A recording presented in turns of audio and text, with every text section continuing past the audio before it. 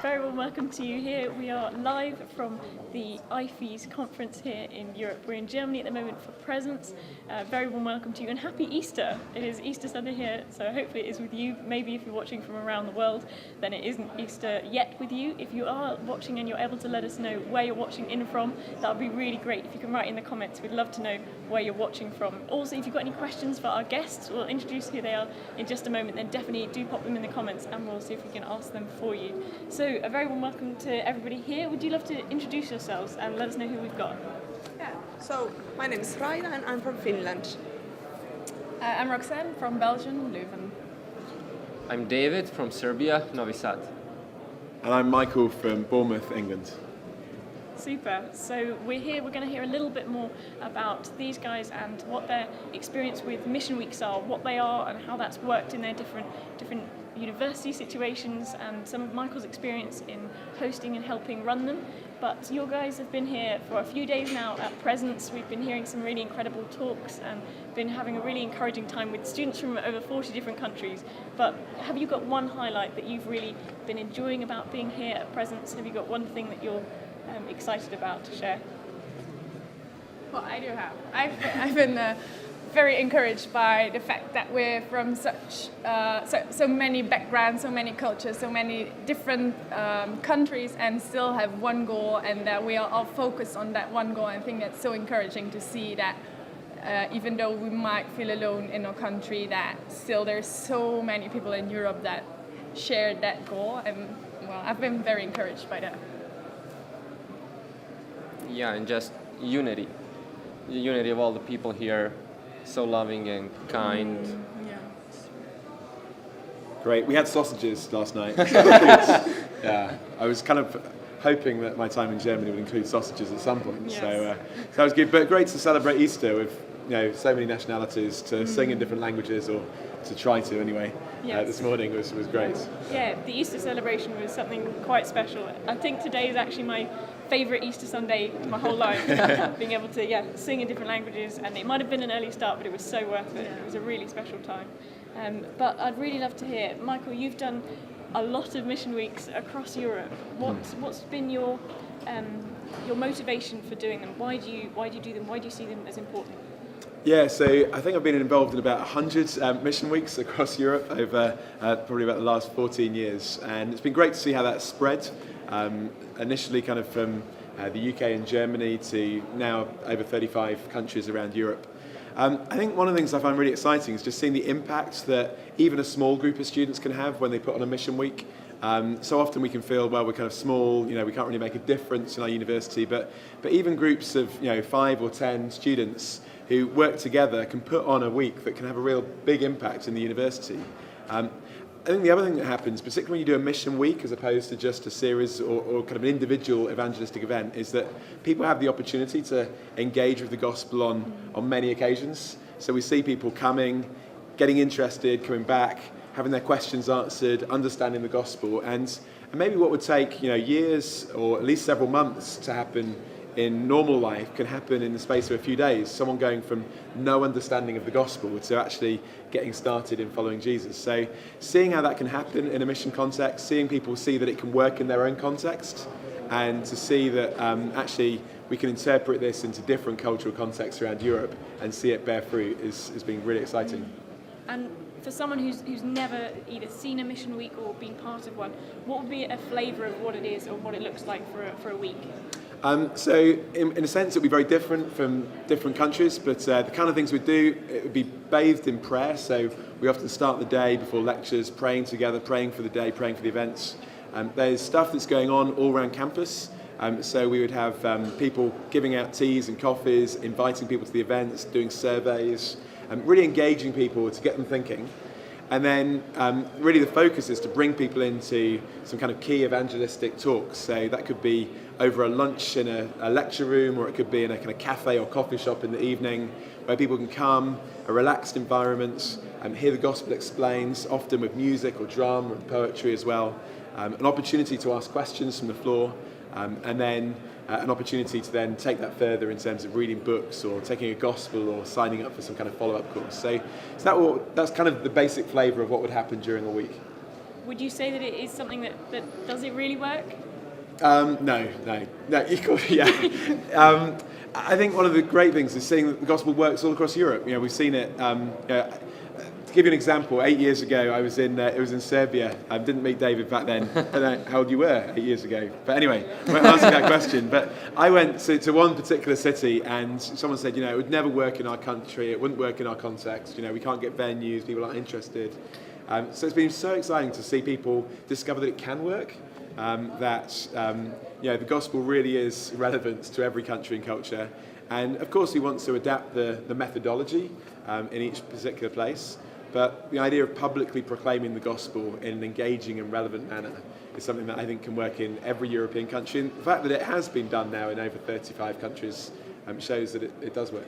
Wow. Yeah. And Raita from Finland, I believe you've been kind of just going out there with Mission Weeks fairly recently. Would you be able to say a little bit about what are the obstacles that you found kind of going to make a Mission Week happen? Yeah, well, we had difficulties with our university. First, when we told our university chaplain about our idea, he was quite open for that, but later on he started to hesitate whether it's a good idea to have a mission week at the uni. And eventually he was quite critical about it. And on February, the university cancelled our permission to have the mission week at the uni campus. Wow. That's a pretty hard thing to come up against. How did you overcome that big obstacle? Yeah, well, we had to change our plans. We changed our venue from the university to the city center, and we had to make new ideas. We had to put more effort on marketing through social media and posters, and we invited people personally. For example, at one meeting, everyone from our mission team asked God to give them 5 people to pray for and to invite to the events. And those were some of the things we made to survive from the situation. And David, what about you in Serbia? How is kind of making a mission week happen there? What are some of the obstacles and how did you overcome them? Well, the majority of the population is Orthodox in Serbia. Others are skeptics, mostly, but they are nominally Orthodox. And usually in Serbia, if you are not Orthodox or at least Catholic, you could be viewed as part of some sect in Serbia. And in Serbia, another problem is the general apathy of the population, a sort of apatheism toward the religion and God. And we had to find some ways to overcome those obstacles. So we tried dressing up as police officers. We gave them blue envelopes, so it's like you are invited to court. One guy even turned pale and stopped. Guilty conscience. You were at our house. We were at your house, but you weren't there. And we dressed as cops for 2 days. The third day we dressed as Roman guards. So the third day, there's an interesting story where a friend of mine was dressed as a Roman guard. I was dressed as a Roman prisoner with the chains and everything. And we approached a group of guys, and he just said, he gave them a blue envelope, and he said, come to see the trial tonight. He is being trialed. Jesus Christ has been killed, and he's suspected to be to stole the body. And if he is convicted, we will kill him. And they responded, oh, interesting. In what way will you kill him? Will you use the guillotine? Yeah. No. We will be more humane. We will crucify him. Oh, and yeah, you have a free drink. And then I responded by saying, probably my blood. Oh, wow. Well, that's certainly a way of doing it pretty differently, I think. But ways to engage, your campus. We tried to be creative. We had like a poster, CSI, EOS investigation. Great. I think I even saw some of those on Facebook using the kind of mugshot idea, mixing it up. But what about in Belgium? What does that look like? Well, I think the main problem in Belgium would have been that Belgians they tend to stick to themselves and they don't really engage in conversations, especially not with strangers and especially not in personal matters. So that made me, and I think others as well, quite scared that no one would be willing to listen to what we had to say, and that they would just like, oh no, thank you, it's good for you, but move on, and that no one would show up to our events, and then we would put hard work in, well, nothing. So that was, quite scary, to be honest, yeah. But, well, eventually it turned out great. We had so many people, and it was so encouraging to see the work that God did in Leuven and how He really made students hungry for Christ, which we didn't expect at all. We would have been happy if 5 people showed up, or maybe 10 if we would be lucky, but the venues were packed night after night, lunch bar after lunch bar. It was so encouraging to see that God was working, and it was nothing that we had done that made all those people show up. It was really God that just pushed people inside and made them curious to what was going on and what would be said. So yeah, it was really amazing. And just going along the line, when have you had your mission week, or when is it coming up? I know we've got some that just happened, some that are just coming up. And have you done a mission week in your city before, in your university? Raita? So the first mission week ever in Finland was held last week in Kuopio. So yeah, that was cool. Yeah, it's pretty cool. I don't know when the first mission week was held in Serbia, but I helped in organizing one mission week. We had it just last week, and we prayed about that around 150 people would show up. Overall, looking all the nights, I think we accomplished that goal, and we had around 10 people coming to the Alpha course. Right, so tell us about how many people came in the end to the events in Finland. Yeah, in the end, like the last evening, we had almost 170 people coming there, which was great. And every night there were between 100 and 170 people coming. What was so encouraging is that the original venue that they've been hoping to get at the university wouldn't have been able to host 170 people. So in the end, actually, we ended up getting more people than we'd have probably got had the university allowed us to do it in the campus anyway. So there was also some great advertising. So the student paper carried a whole article about the fact that we'd been thrown off the university. So probably provoked some people to wonder why we were such radicals that they wanted to throw us out. Absolutely, wow. But what advice would you have, either for somebody who's never done it, or thinks it just won't work, or it can't be done in their particular circumstance? What advice would you have, or for somebody who's already giving it a go and you'd like to encourage them in doing it more? Well, I would say that don't focus on things you already have or don't have. Like in Finland, we didn't have the money we needed, or we didn't have the venue because we weren't allowed to go to the university, but even though everything worked out because we did everything with Jesus. Well, it can always work, because you should not just copy others, you should use your own ideas, because you know your culture very, very well. And the important thing is not to get too discouraged. It's good to get a bit discouraged, because that means you care and you want to try better. But you should always try to look forward. You should not be too discouraged if not many people or any of them become Christians during the mission week, because you should just try to plant the seed and help it grow. And we should invest in people who want to find out more, and not just view them as projects. Well, I would, like I said yesterday, I think I have 2 things to say to people who would be willing to do it or who are thinking about doing it. The first thing is pray, and pray persistently, diligently, because nothing is impossible for God. He can do all things, and He will do all things. And that does sound really cliche, but it is so very true, and it is what we saw in Leuven, and God can not only do that in Leuven, He can do it everywhere. So pray, involve Him, make sure that He is your main focus, because I think that's the most important thing.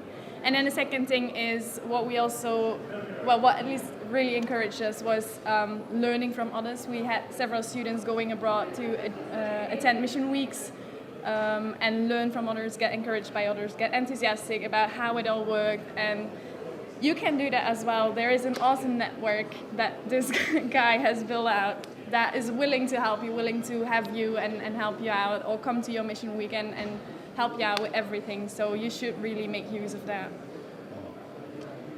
Incredible. Michael, would you have anything to add? I think just be expectant of what God can do. I think I was sharing last night how at the end of Acts 17 we see this kind of threefold response to Paul's preaching in Athens, which I think we could kind of expect when we engage in mission ourselves. So you have some people who say, well, it's rubbish, they just mock and they ridicule. Other people who say, hey, I want to find out more, and other people who believe. And in so many of the missions that I've done, we've seen that kind of threefold response. You will get people who'll reject you. And if you want a kind of 100% positive response to your evangelism, then you want to be more successful than Jesus, and that's not going to happen. So don't give up when people are negative. That's going to happen. You know, in one sense, it should almost encourage us because it shows us that we're doing something right. But actually, that's not the only response we get. There are going to be people who are interested. That's why something like a mission week works really well hand in hand with things like Uncover, where we can encourage people off the back of what they've heard to then, either in a small group or just one-to-one with a Christian friends, to study the Bible, to get into looking at the person of Jesus and the pages of Scripture. And that kind of regular, bit-by-bit approach after the mission week can bear real fruit. But I think also expect people to become Christians. And I think we can feel, you know, we're in a kind of post-Christian culture where people don't know much, and that's true, but actually the gospel is still powerful, and as we articulate it clearly, as we explain it, as we answer people's questions, we should expect people to respond. Just one story that happened a couple of weeks ago. I was doing a mission week in a country where it's in many ways technically very difficult to even run evangelistic events. I'd spoken at the first day of one of these missions, and a girl had come just off the back of a flyer. She got it that morning. She came to the lunchtime talk in a cafe. She was so interested. She came to the evening events. At the end of the evening event, she came up and she was just very visibly moved. We went to a side, we talked through translator. And she said to me, she said, when I came at lunchtime, I had no idea what this was really about. But she said, I've been amazed by what I've heard. And then she said, my church tradition growing up was one where all I ever experienced through church was fear. But what I've heard tonight is that actually Jesus brings real freedom. How can I know that for myself? And so we were able to just talk together and share the gospel, and at the end, just the three of us prayed together as she trusted Christ. And she said, my life will never be the same again. This has been the most important day of my life. But I have to say, I didn't expect anything to happen that day. It was the first day of the mission, so I think nothing had really happened before. I was doing a talk on science and a talk on other religions, which weren't necessarily talks that I would have thought were going to bring about response. So I think be excited for what God can do. He continually surprises us. There's a great verse in Ephesians 3 that says, God is able to do exceedingly and abundantly above what we ask or imagine. And when we step out in faith and do something that feels a little bit risky and scary, and when we overcome those obstacles, you so often find that God does honour that by doing things that we didn't even imagine he'd do. Super. That is really exciting to hear. Thank you for sharing. We're going to cut. We've got a few comments in. We've got some silly, some serious. Thank you so much to those who are watching from Tanzania and from Germany. If you do have comments and questions for these guys, do get them in very quickly. And also, Ben is telling you, Michael, that you've had too many sausages. I've only had one. Yeah. I want a curry verse later. So. Yes, we are in Germany. When in Germany.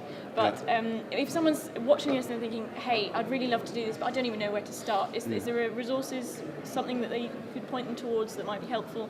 Absolutely. If you go onto my website, of which there is something that I can hold up somewhere. Ta-da! Fantastic. There you go. So if you go to moaonline.org, there's loads of resources there that we've done to help people get started in mission. In particular, there's the mission planning manual that we wrote that really just takes you on a step-by-step guide of how you could begin to organise one in your own context. Pretty much everything is in there that you need.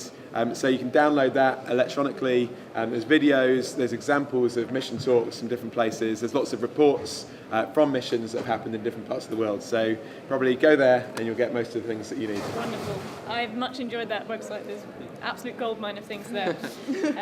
But it is coming towards the end of our Facebook Live here from Presence, the European IFES conference here in Germany. It's been a joy to be with you, and we will be back again tomorrow. We're going to be back a little later. It's going to be 3 p.m. Central European time, CET time. And I won't be here, but you'll be hosted by a good friend, Richard, who will be able to be here to host Tor. And he will be able to share a little bit more about the heart and vision behind the Presence Conference, so you can hear a little bit more about what's been going on there. So, from us here in Presence, thank you so much for watching, thank you for being here, and we'll see you soon. Bye! Bye!